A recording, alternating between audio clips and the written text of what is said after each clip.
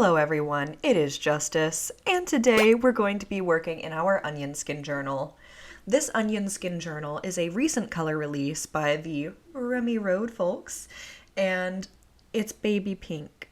How can you not be so thoroughly in love with baby pink? One thing I will say is I do wish that the little butterfly on the front had the option of being in a brass color because, I'm not a huge fan of silver, but I am a fan of baby pink. As you saw in the title, we're going to be doing a LOVECORE spread today. I know that Valentine's Day has already passed, but every time of the year is a time to love love. I love love. That is one of my favorite things to say. Also, it really doesn't hurt that one of my favorite color combinations is like red and pink or pink and purple. All of the romantic lovey-dovey colors are some of my favorite color palettes. In breaking in a journal, I always think that the very first page is kind of difficult. I think that a lot of people feel that. And so one thing that I'm trying out this time around, because this is my second Onion Skin Journal, my first one that I had was red in color. I know that I really like this paper. You can do a lot with this paper. It has really good crinkle and it can take a lot of beating up. Let's be honest here. I wanted to do more sketching, more doodling, more drawing, more watercolory things with this paper. In my last book, I also limited myself quite a lot and didn't allow myself to collage because I didn't want to bulk it up. But I want this to just be fun, all fun. And so with my last journal being predominantly writing, I wanted this one to be fun. So I drew a little caricature of myself on the very first page and wrote down some of my very timely likes. So whenever I do these things, I kind of like to make it a capsule in time almost. So for example, I wrote down like Five Nights at Freddy's, drew myself in a little glam rock Freddy shirt, also wrote down Overwatch. I've only started to get back into Five Nights at Freddy's recently because I went to an anime convention and it was everywhere, but I also have only recently started playing Overwatch at all. I'm not good. I've literally been playing for less than a week, but I am having so much fun. So that's why I put it in there. If you need help trying to figure out what's going on with your first page, do a doodle of yourself. Write down things that you are obsessed with right now in this moment. I guarantee that you will not regret it whenever you flip through your journal years past and you're like, oh, so that's how I saw myself. Oh, so that's what I liked. It's just a whole thing. So with this page, because the onion skin paper is very translucent and I didn't really want to write over my little picture of myself because I wanted the picture to look like a picture whenever I was on that page. I didn't want to have to like fight with my eyes to see the writing on the back. I decided to collage. So that little Hello Kitty paper, as you saw, came from my friend Lucy. I included her Instagram @ there. She got me this like Hello Kitty blot paper pack and it had the cutest packaging. It's literally like shaped like Hello Kitty and you have a little cushion that you attach your blot paper to so you can like cushion your face, but it's blotting. Adorable. I also included the paper that comes with your Onion Skin Journal, essentially saying like, hey, we would really love for you to post pictures or videos using your journal. This is a fairly small brand and I really love, one, the quality of this book that they're doing, but also two, that they are so unabashed in being like, hey, we want to see how you use your stuff. Please show us. So I wanted to be extra cutesy. On Instagram, I do look at the hashtag for the OSJ or Onion Skin Journal a lot. And there is a lot of people that do like vintage inspired spreads, which makes a lot of sense because the paper feels old. It feels very fancy. But at least for me, I really like that the paper already comes kind of not wrinkled, but it's so thin that it takes texture really easily. And for some reason that tricks my brain into thinking that I can do anything with it, which for me is a really, really good thing.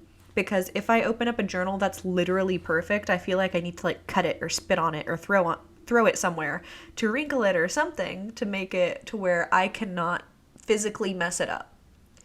This one, the paper kind of does that for me. Like you can do so much with the paper. It's so thin, it's crinkly, it feels worn. even though it's not. But that, for me, tricks my brain in the best way possible. So I'm just getting right to it. I collaged on that page to make the background of my little self-portrait, if you will, more opaque, so that that self-portrait will always be the self-portrait. And I didn't put anything on the opposing side just in case it rubbed off or bled. And on this page, because it is a fresh new page, I'm just writing, or not writing, I am copying down a poem called The Pink Carnation by Henry Lawson. In all honesty, I just looked up poems about the color pink, and this is one of the ones where I was like, this kind of makes sense. I like this. So I just copied it down. No idea anything about the history behind Henry Lawson's poetry, anything like that. I just knew it was about the color pink, and once I read it, it felt very like bittersweet, like kind of macabre if you let your imagination go a little bit too into it. So I really liked that. So I copied that down, and here we are opening up some origami papers. These I got from the Paper Seahorse in Tampa. I'm going through and looking for colors that I think go really well with this spread. I'm basing this mainly off of the pink and the Hello Kitty, as well as the purple washi tape up top from Kitty Kaya. If you're unfamiliar with Kitty Kaya, definitely check out their Instagram. They have a lot of cute designs. They're predominantly a Lolita fashion brand, but there are definitely some adorable accessories there.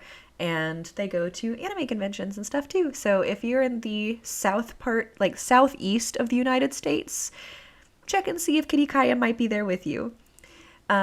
With these origami papers, I'm trying to tear them to get more organic edges. I don't want a lot of right angles because the left side has a lot of right angles. So I feel like the right needs to feel a bit more organic. So it's like a strange thing in my head to where I need to find balance, but that balance doesn't always make sense.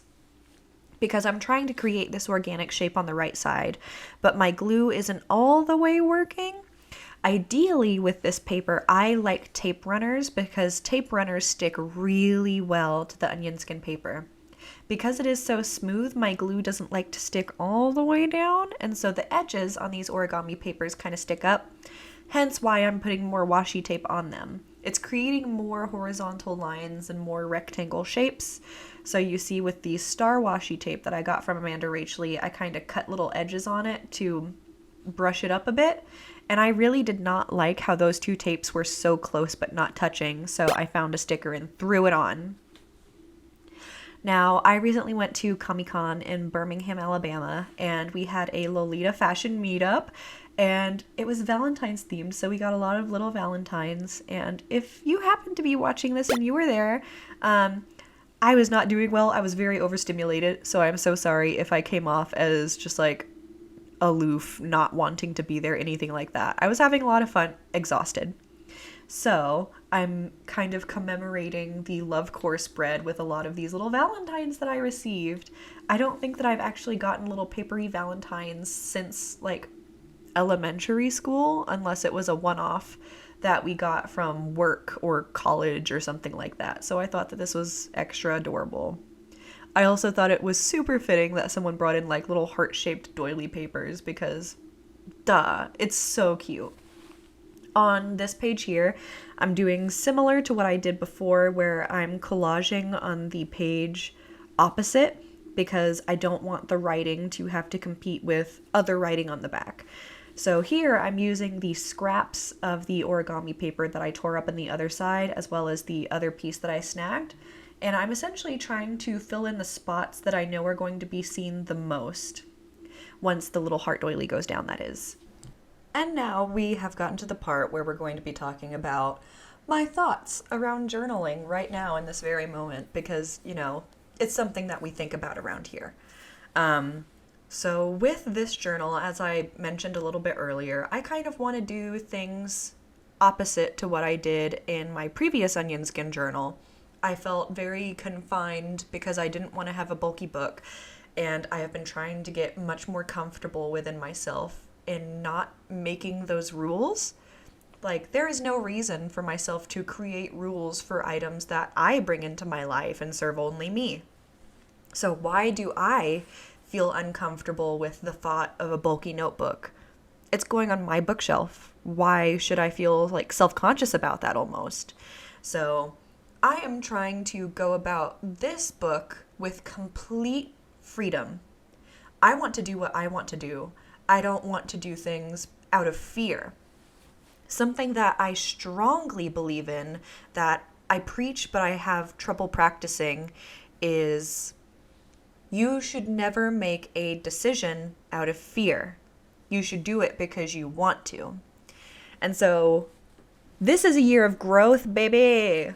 After 2 years of like kind of chaos and awfulness, I don't know if you could hear my cat sneeze in the background, but after 2 years of a lot of stuff happening, I feel like 2023 needs to be a year of healing. Like, it needs to be a year of healing. So, your girl is in therapy again, and I'm trying to make less rules for myself, to stress myself out less, and just enjoy stuff more, you know? So, one thing that I wanted to do is allow my creative outlet to be a creative outlet again. I don't want to have rules. I want to just do stuff because I want to do stuff. And I don't think that I've done that since I was in high school. So ultimately, my goal for this year, at least within myself and my own personal growth, is to not remove, that's the word that first comes to my mind, but kind of reduce the amount of small neurotic rules that I've made for myself in an attempt to cope. I know a lot of you out there got them. I'm trying to be more free, allow myself to be made less stressed by things that just are stupid. Like, journaling in itself is not stupid, but in my mind, my rule to have like less bulk and to do the most in terms of utilizing paper, why do I have that rule? The entire point of a notebook or a journal is to, at least in my mind, have a creative outlet to process and to make yourself happy. Why am I stressing myself out over something that's just supposed to make me happy? It makes no sense at all. And so that kind of goes into these spreads here because I love, and I've also decorated my little background area with like pink dice with those love hearts from the doily, with accessories that I like, because this is all about doing what makes you feel good. And you see here that I'm kind of doing a little flip through of the whole book. Well, not the whole book, girl. You know what I mean. The page spreads that I did. I glued on a little pink envelope. I have my little drawing of myself, my collage, my little poem I copied down, another little collage, and then just some writing about Valentine's Day and just some nonsense. This has made me really happy, and I hope that it makes you happy too. Please feel free to like and subscribe.